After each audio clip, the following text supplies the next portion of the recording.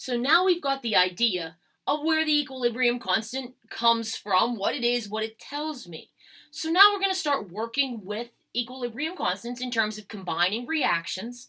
And then in the next lecture, we're going to look at how you can calculate Kc given some concentrations and the idea of equilibrium. But we're starting off with this chart from the text info, looking at if K is large and K is small. First of all, remember, left is reactants, right is products. Even if we're looking at an equilibrium reaction, we talk about reactants on the left and products on the right as it's written. Yes, you can write the reaction the other direction, but when we talk about these terms, reactants and products, we're looking at the way the reaction is on the paper.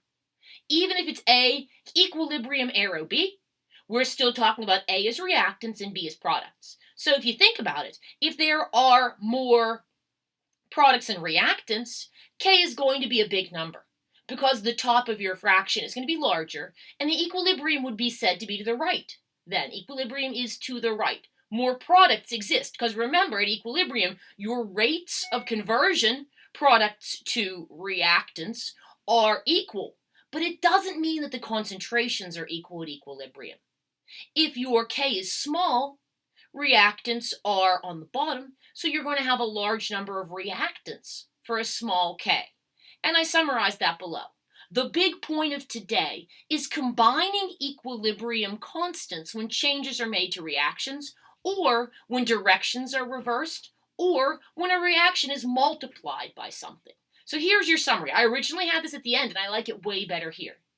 If you reverse a reaction, if I start off with A making B, and I want to talk about B making A, I have reaction, my equilibrium reaction A and B here, and I have that my K for this reaction going from A to B is 5.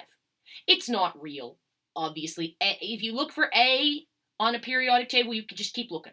Look for the rest of the day. B's on there, but keep looking for A. If I want to use the reverse of this reaction, the K showing from B to A, I'm going to do the reciprocal of Kc. So if I've got 5 for A to B, B to A is 1 over 5 or 0.2. Easy. Reciprocal 1 over. Second point, the equilibrium constant of a reaction that has been multiplied by a number. So if I wanted to do 2A and 2B, then I would square, raise to the power. I would square 5 for 25, not 5 times 2. I raise the equilibrium constant to the power. So if I did 4A to 4B, I would say 5 to the 4th, not times 4. I multiply when the equilibrium constant for a net reaction. So A plus B, A yields B, plus B yields C, gives me A yields C. I did that here.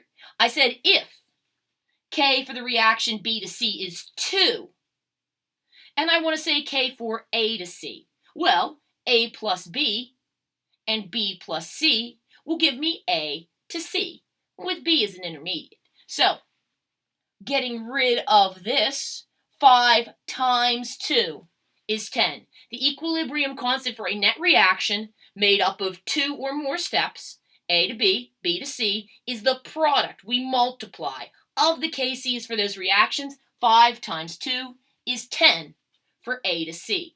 You have practices for each of these with some real numbers, not just stuff that I made up. I originally, like I said, had you do in the practices without these notes, which was just weird. So practice 1.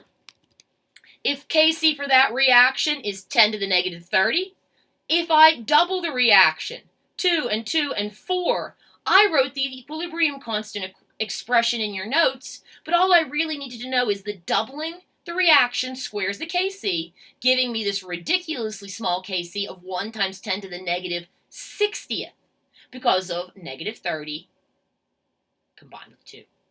For practice 2, I'm adding these reaction steps.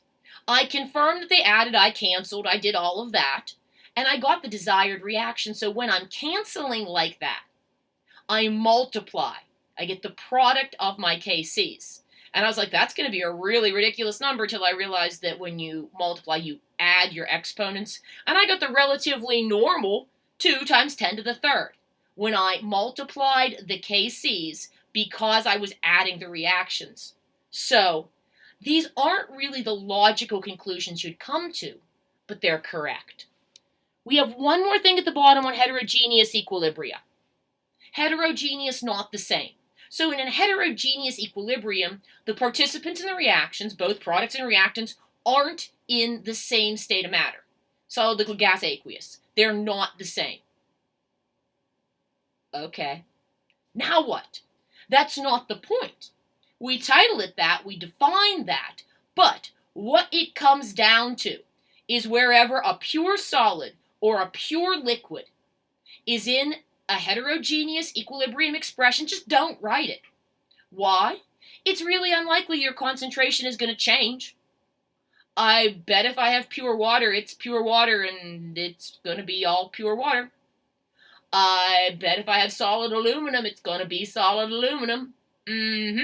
But concentrations of gases, because of their expansiveness, their changeness, concentrations of gases change. Concentrations of aqueous solutions change. I threw in a little more salt. Aw, more dissolved, I heated it, yay! Being that those change, we include them in the equilibrium constant expression, but if I look at my expression here for silver chloride and realize silver chloride isn't going anywhere, I just leave it out. I don't use it as a zero, it's just gone. So my equilibrium constant expression for the heterogeneous equilibrium of silver chloride breaking down into silver ions and chlorine ions, chloride ions, just gives me Ag plus CO minus in brackets. My K is going to come right from that. That's it for heterogeneous equilibria. Practice problems on this stuff today. Now that we know the rules for calculating the equilibrium constants when you combine or change, they're not that bad. When you don't know them, they're weird. Have a good day.